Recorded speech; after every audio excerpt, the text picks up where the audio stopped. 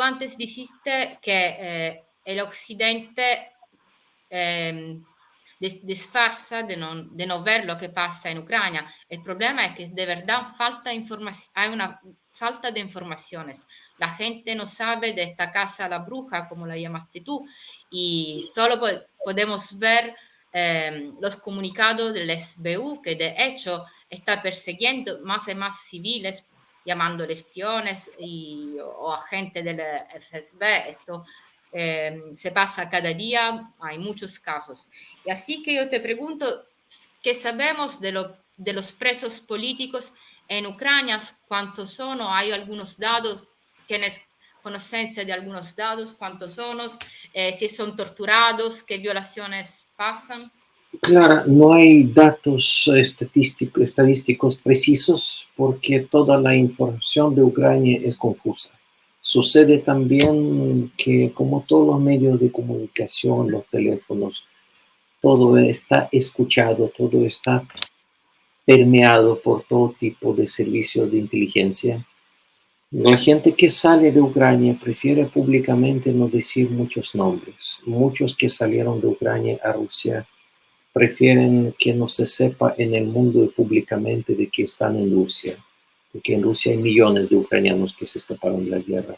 Hay millones de ucranianos que son enemigos del gobierno de Zelensky.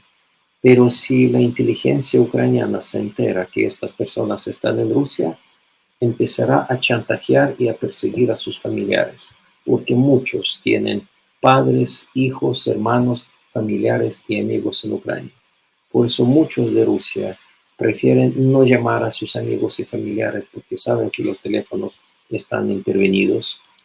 O sea, es una situación enorme, es una situación muy grande, casi nadie habla de eso, pero la mayoría de los ucranianos que uno encuentra en Rusia prefieren mantenerse con bajo perfil porque no quieren persecuciones contra sus enemigos. Porque yo, de nuevo, yo no quiero nombrar nombres aquí ni nada, pero los padres de mis amigos son amenazados, son perseguidos, hay gente secuestrada también, hay gente que ha desaparecido en Ucrania, no hay ninguna estadística fidedigna, pero hay algunos canales de Telegram porque parece que es el último medio de comunicación no controlado por el sistema o no totalmente controlado por el sistema. Es Telegram porque en Facebook están bloqueando las personas, están sacando la información. Facebook se convirtió en otra herramienta propagandística del occidente. La situación es brutal, la situación está muy jodida y no tanto la censura es absurda, pero también ahora hay mucha autocensura de la gente porque por un like en Facebook, por una frase, por una nota y todo, tú puedes ir preso ahora como agente de Putin. En Ucrania también estuve con un empresario ucraniano hace poco, fuera de Ucrania y Rusia. Él me contaba las cosas absolutamente horrorosas de que primero a todas las empresas privadas ucranianas el gobierno exigía apoyo al ejército, o sea, muchísimo dinero, después le quitaba todo el transporte, los mejores choferes, los mejores especialistas, y después simplemente llegan y les quitan todo. Y si tú dices que no, que esta es mi oficina o qué sé yo, si te atreves a decir que no, automáticamente te conviertes en un agente de Putin y por las actuales leyes ucranianas te pueden expropiar absolutamente todo. Esta es Entonces, la realidad. entonces quería preguntarte, ¿qué podemos hacer desde Italia, desde Europa, desde el resto del mundo para ayudar a los presos políticos y a la gente que está amenazada por el gobierno de Kiev? Claro, primero que nada yo creo que tenemos que hablar de esto porque es un complot de silencio absoluto. Yo creo que tenemos que hablar de esto más allá de que a alguien le gusta Putin, a alguien no le guste Putin, esté de acuerdo con Rusia, no esté de acuerdo con Rusia. Es un tema secundario que podríamos dejar hasta los mejores tiempos. Ahora se vive una situación absolutamente brutal, absolutamente bestial. La mayoría de los europeos, igual que los ucranianos, están confundidos con este bombardeo mediático que tú conoces más que yo. Y otro tema que tenemos que resolver, no sé cómo todavía, pero tenemos que aclarar por lo menos entre nosotros, el de la falsa izquierda europea, rusa y ucraniana que está apoyando a los nazis. Me, está- Es me un estás, tema, me estás anticipando una pregunta, pero quería hablar una respuesta aparte a ese tema porque yo creo que sea el tema fundamental y además quería hacer una otra entrevista exclusivamente sobre este tema porque también sé que tú eres un experto de Latinoamérica, así que me gustaría hablar de más temas, a lo mejor de la situación de la izquierda en Latinoamérica y su perspectiva para Europa. claro, Pero no soy ningún experto, pero con muchísimo gusto porque tengo muchas preocupaciones. Es un tema doloroso para mí porque yo siempre creí en la izquierda, siempre creí en Latinoamérica también. no solo creo que tú eres un experto, pero también que puedes ser un ejemplo para la izquierda italiana y las personas progresistas, porque en este momento no hay ningún ¿cómo se dice? Riferimento, referencia para nosotros. Es muy bueno escuchar una voz que llega desde fuera y que conoce bien el tema de que estamos hablando. Pero para quedarnos en la cuestión de la prensa, que es una cuestión muy importante porque hemos visto que la prensa es un frente de guerra. Y antes tú dijiste que Zelensky hizo unas leyes para limitar la libertad de la prensa en Ucrania. ¿Qué pasó exactamente y lo que arriesgan los periodistas ucranianos en este momento? Los periodistas independientes como tú, por ejemplo. Claro, primero que nada, no es que restringió la libertad de prensa, sino acabó con la libertad de prensa. Porque yo creo que la libertad de prensa está más o menos restringida en todo el mundo. O sea, el tema es el espacio de libertad que queda.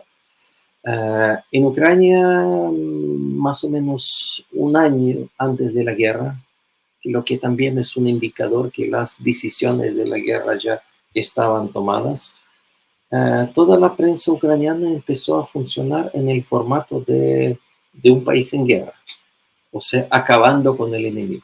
Se cerraron todos los canales de la televisión pública que no eran 100% de acuerdo con el gobierno, que podían exponer un punto de vista crítico.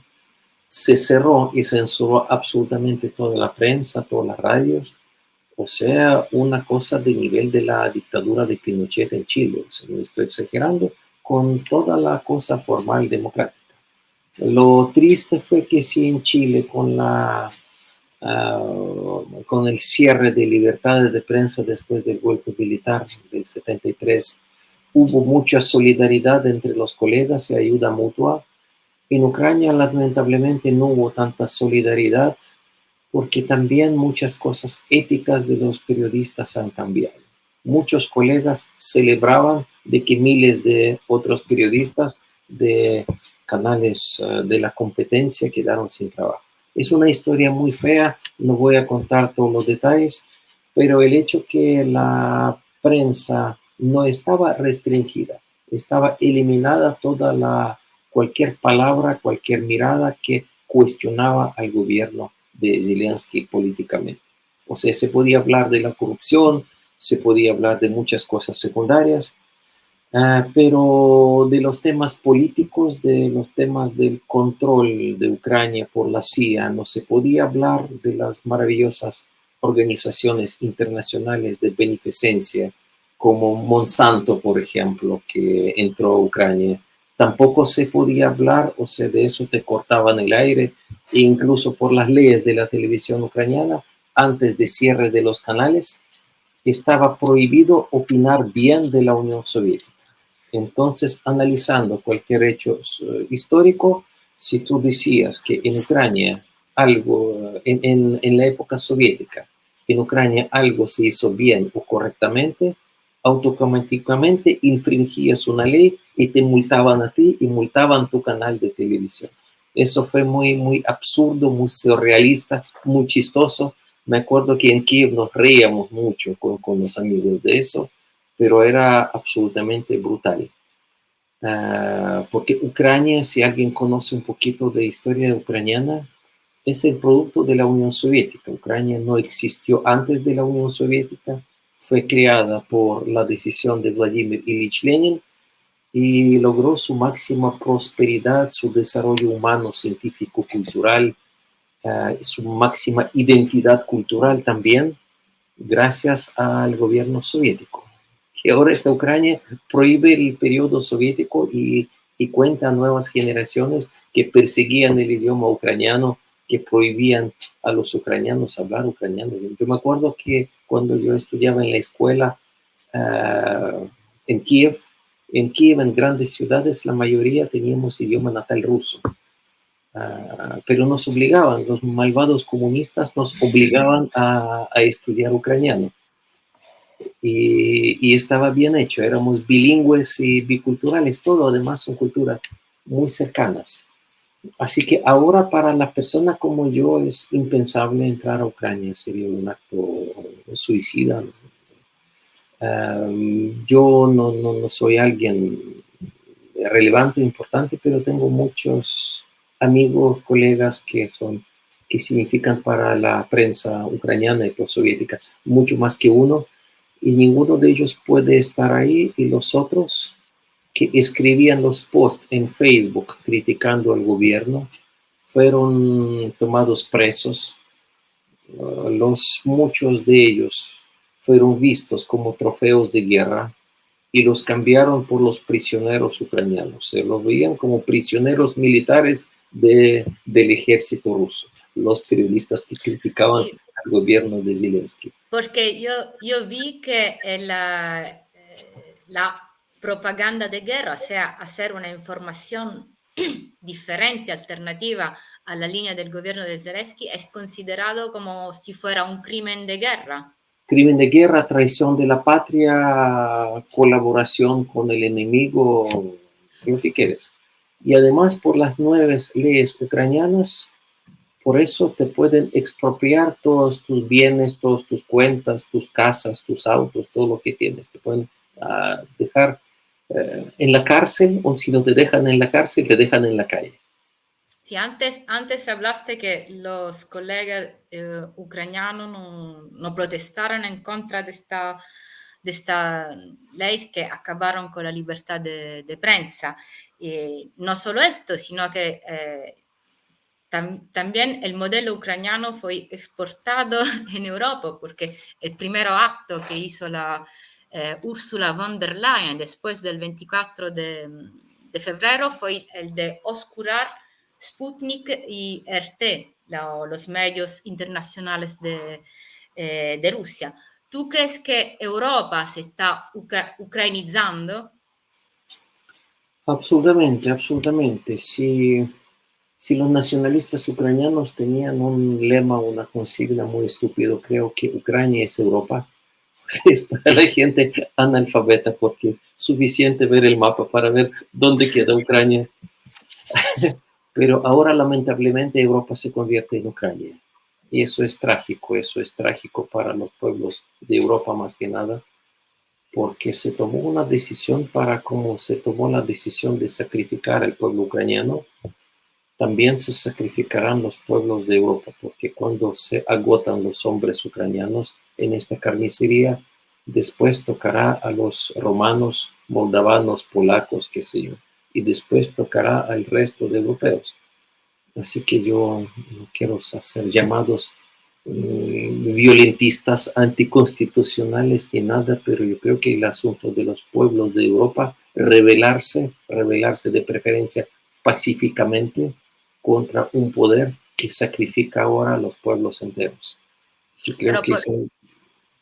Pero ¿por qué, según tú, fue indispensable oscurar RT, Sputnik, y no solo esto, porque YouTube, por ejemplo, acabó con todos los canales, no solo de la televisión rusa, sino también que de la contrainformación europea. Y conozco muchos canales italianos que fueron apagados. ¿Por qué crees que fue tan estricta esta medida?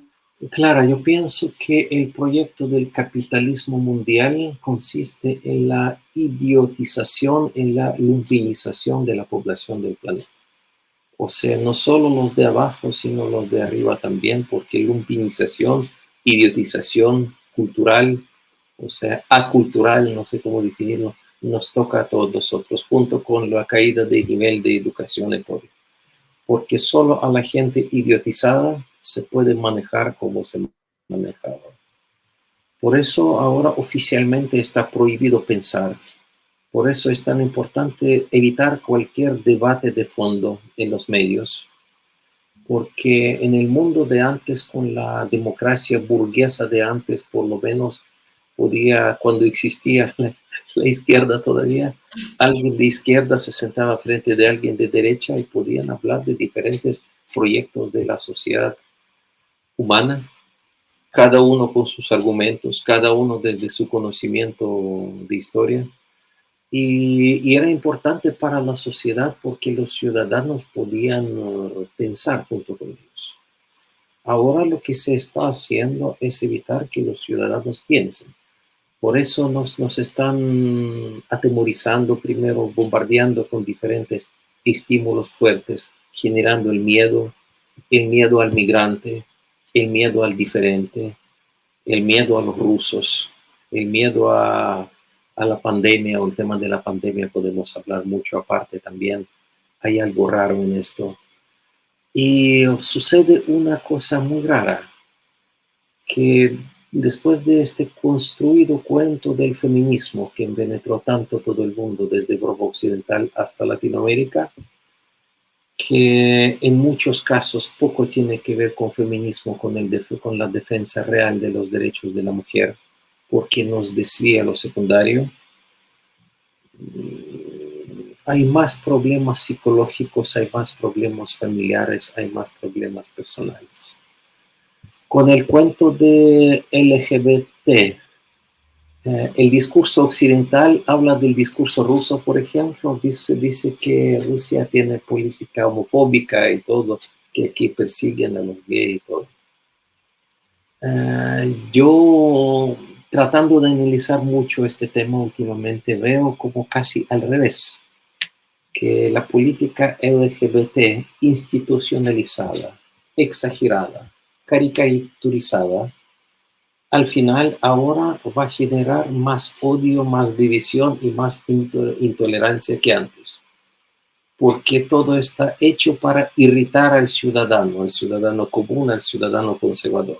El ciudadano que tiene cada vez menos educación, cada vez menos derechos laborales, cada vez menos derechos ciudadanos y cada vez más lemas y discursos superficiales financiados por las transnacionales para no pensar en nada, solo para repetir los discursos.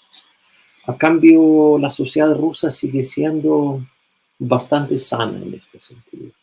Aquí en Moscú todo está hecho como para la vida en familia. Hay muchos talleres de cultura, del arte para los niños absolutamente gratis. Aquí cada uno con su sexualidad, en realidad que nadie se fija mucho en estas cosas. No es un tema conflictivo. Y aquí desde Rusia muchos ven que es como que se está construyendo, se está generando conflicto, hablando de la tolerancia, provocando una división y provocando un quiebre social, un quiebre del tejido social. Sobre todo en los países campesinos, en los países de la cultura más tradicional, en los países con sus creencias, que respetar las creencias, respetar las culturas, respetar el ritmo de la vida, de historia de cada paso, ya es como defender al fascismo, ¿no? O sea, todo está planteado absolutamente al revés. Y Sí, de nuevo volvemos al tema de la de nuestra izquierda. querida izquierda, ¿no? Claro que esta va a ser la última pregunta y tal vez la más importante porque aquí hemos visto que también por el filtro de la visión LGBT, la izquierda no tuvo una posición, eh, una posición independiente, unida sobre la cuestión ucrania. Tampoco, por ejemplo, tomó distancia de los batallones nazis. Por lo contrario, hemos visto, por ejemplo, en Italia, la cosa más absurda que a la marcha antifascista del 25 de abril en Milán, el Día de la Liberación, la más importante manifestación antifascista, desfilaron personas con el cartel del batallón Azov, que es un batallón fascista. Y este cartel, estas banderas del Azov, también la vimos en muchos gay pride, no solo en Europa, sino que también en otros países del mundo. Y estamos viendo una izquierda que non tiene una propria indipendencia teórica, ideológica, cultural, non tiene una postura anticapitalista e antiimperialista. ¿De qué enfermedad está sufriendo la actual izquierda? Claro, yo pienso que no ayer ni anteayer, sino un poco antes, el sistema decadente que es el sistema neoliberal en algún momento se dio cuenta que ya no es capaz de generar ninguna idea, construir ninguna imagen que puede ser atractiva para los pueblos. O sea, ellos que no son tontos se dieron cuenta que ya no tienen absolutamente nada que ofrecer, ni siquiera una nueva ilusión, sino una nueva mentira atractiva.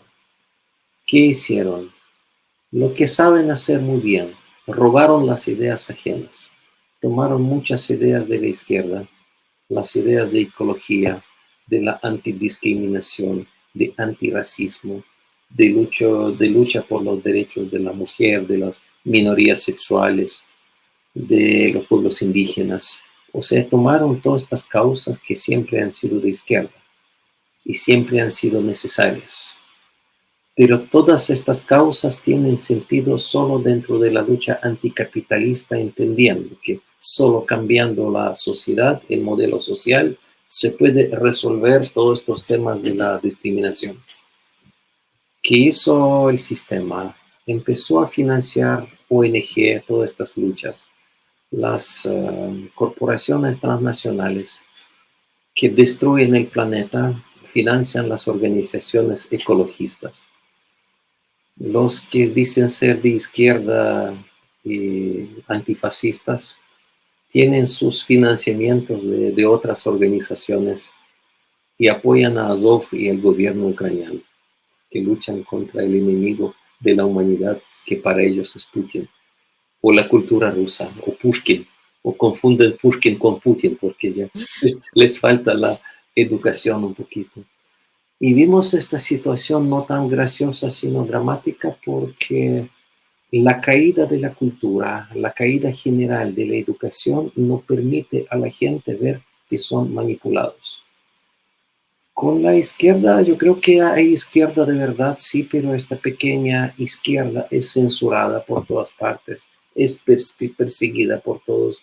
Y es muy fácil censurar a otros si tienes en tus manos todos los medios de comunicación. ¿Qué pasa con la percepción tergiversada de lo que pasa en Rusia, por ejemplo, en los países occidentales? Así llamada, entre paréntesis, izquierda rusa, izquierda intelectual rusa, que te pueden citar a los clásicos del marxismo durante una semana, que ellos siempre han sido la parte de la élite de la sociedad rusa, siempre han viajado mucho por el mundo financiado por diferentes fondos occidentales, porque en Rusia nadie va a financiar a la izquierda, en el occidente sí, porque las corporaciones son más inteligentes en este sentido. Esta gente está acostumbrada a un buen nivel de vida y en algún momento se da cuenta que es un buen negocio ser un disidente dentro de Rusia, tirar mierda a Rusia, tirar mierda a su país, criticar absolutamente todo lo que pasa en Rusia, porque así siguen paseando por el mundo y se siguen financiando. Por eso esta izquierda no vio el terror de Donbass. Ella nunca vio los nazis en la calle de Kiev, porque esta izquierda tiene sus restricciones, le prohibieron ver estas cosas.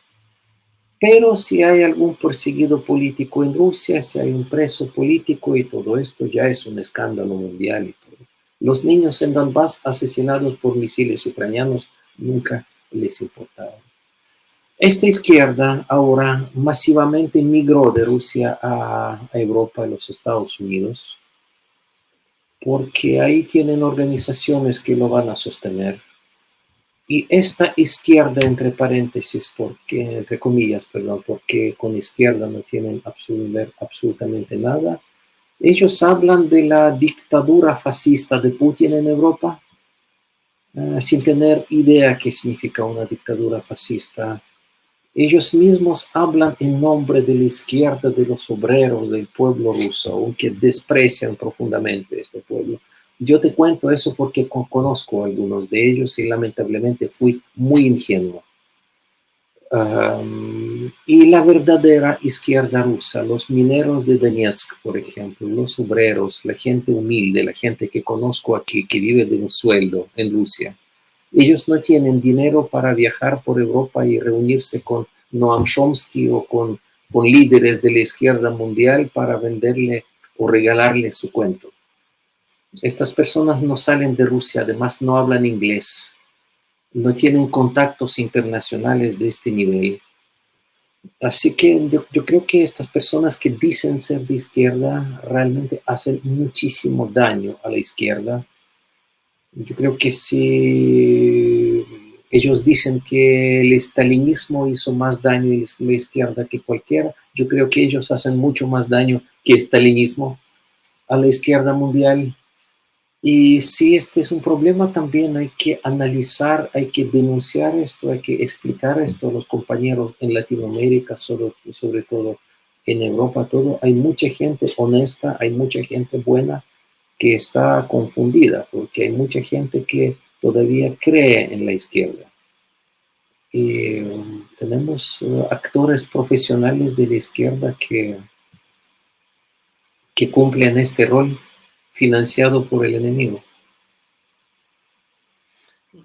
También aquí en Italia hay izquierdistas que yo creo que no logran tener su propia visión por falta de formación política, yo creo. Pero estoy de acuerdo con... Y una cosa, sí, claro, hay una cosa de ego también. Si los canales internacionales te invitan a la entrevista, si las mejores revistas del mundo te invitan como un disidente, un marxista ruso, critica al gobierno de su país y todo esto, estarán bienvenidos ahí. Y en este momento de la confusión total, lo más valioso, lo más importante es tratar de construir una opinión autónoma e independiente. Y es lo que más cuesta, porque el pensamiento, porque está prohibido pensar. Tenemos que seguir tratando de pensar, aunque esté prohibido. Seguramente estaremos equivocándonos muchas veces, pero no nos queda otra. Sí, tal vez el problema es que los referentes, como tú dices, de la izquierda europea son estos intelectuales burgueses, estos intelectuales o políticos profesionales que tienen plata y no es la clase trabajadora de Rusia o la izquierda antifascista del Donbass que tú mencionaste. Claro, ni siquiera estoy pensando en la clase obrera y todo, porque tenemos que también replantear, revisar, o sea, que la clase obrera o proletariado en el mundo de ahora que está cambiando con tanta velocidad. Pero más bien pienso en muchos de mis amigos, de la gente común, de la gente sencilla, de la gente que nunca han sido activistas políticos o nunca han sido grandes admiradores o defensores del gobierno de Putin, pero ellos como que desde la sabiduría popular y desde el análisis de su vida, ellos sienten que ahora la vida en Rusia ha mejorado muchísimo. ¿Se acuerdan los años 90 y 2000, cuando Rusia era lo mismo que ahora es Ucrania, que era una tierra de nadie donde los mafiosos, los bandidos de todo tipo y los políticos corruptos eran dueños de Rusia? De hecho, todos estos intelectuales de izquierda recuerdan con nostalgia estos tiempos de Yeltsin, porque para ellos era un tiempo de libertad, porque nadie controlaba lo que ganabas, porque podías viajar mucho al extranjero, por fin. O sea, otras prioridades. La gente común recuerda los 90 y principios de 2000 como una pesadilla. Ahora una persona que trabaja aquí en Rusia puede vivir sin lujos, pero dignamente. Aquí el sistema de la salud, el sistema de la educación funcionan bastante bien. Hay muchas cosas gratuitas de buena calidad, hay mucha cultura abierta para todo el mundo. Todo el pueblo ruso tiene acceso a la cultura y la vida en provincia rusa, porque algunos dicen, sí, eso es en Moscú, en San Petersburgo, pero anda a provincia y ve cómo está ahí. Estuvimos en provincia, bastante en provincia rusa. Claro que el nivel de vida es más bajo, pero cualquier provincia, yo creo que provincia de Italia o provincia de Latinoamérica o de España, tampoco es la realidad de Madrid, Barcelona o Roma, ¿no? Así que yo creo que a pesar de todo, Rusia ha logrado ser un país bastante normal donde el ciudadano común y corriente, no un gran intelectual de la izquierda, sino una persona normalita, se siente bastante cómoda, bastante protegida con esta protección que ya no queda casi en ninguna otra parte del mundo. Así que los rusos ahora tienen que perder y tienen cosas que defender. Las cosas increíbles de Rusia, por ejemplo, que tú puedes caminar por Moscú y por prácticamente por todas las ciudades grandes del país, día y noche en cualquier parte, sin tener miedo que te van a asaltar, que habrá robo o algo así. O todavía no puedo acostumbrarme que en un café en Moscú uno va con documentos, con la billetera y tú puedes colgar esto en una chaqueta en otra pieza e irte a comer a otra sala y nadie te va a robar. O sea, estas pequeñas cosas no tienen precio, son increíbles, porque el resto del mundo ya desde hace tiempo no es así. Ok, io alla fine ho fatto un'intervista più in spagnolo che in italiano, al final hablé más en español che in italiano. Y ti ringrazio tantissimo per la tua disponibilità. Siamo andati insomma oltre la mezz'ora che ci eravamo prefissati. Hablamos mucho más que la media hora que te había dicho, porque ya estamos hablando más de una hora. Te agradezco mucho por tu disponibilidad y espero de ospitarte más veces. Lo dico in italiano. Allora, ho ringraziato Oleg tantissimo per la sua disponibilità e spero di poterlo ospitare altre volte per altre interviste, perché ritengo molto utili, molto interessanti, perché riescono a spostare il nostro punto di vista, la nostra visuale eurocentrica, totalmente asfissiata dal pensiero della NATO. Dobbiamo anche riuscire a metterci da un altro punto di vista, che non è il punto di vista di Putin, come cerca di spacciarcelo la nostra informazione, ma è un punto di vista differente, un punto di vista di classe e soprattutto un punto di vista internazionalista. Grazie Oleg di nuovo per la tua disponibilità e ringrazio tutti per averci seguito. Alla prossima. Muchísimas gracias a ti, con mucho gusto seguimos viéndonos y conversando.